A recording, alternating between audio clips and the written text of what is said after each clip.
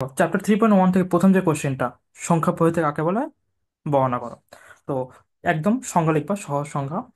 নির্দিষ্ট প্রতীক বা চিহ্ন কোনো সংখ্যা প্রকাশ করার পদ্ধতি দ্বারা কোনো সংখ্যা প্রকাশ করার পদ্ধতিকে সংখ্যা পদ্ধতি বলে।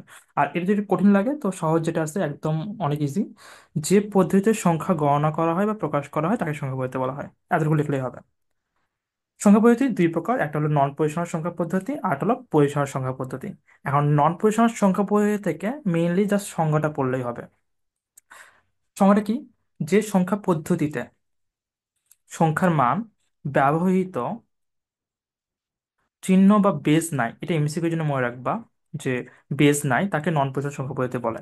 আর যদি আরো একটু সহজ লিখতে চাও, যে সংখ্যা পদ্ধতিতে সংখ্যার মান যে পদ্ধতিতে সংখ্যার মান সংখ্যায় ব্যবহৃত অঙ্ক সময়ের পজিশন বা অবস্থানের উপর নির্ভর করে না, এই ওয়ার্ডটা পজিশন বা অবস্থানের উপর নির্ভর করে না, তাকে নন পজিশন নাম্বার সিস্টেম বলে।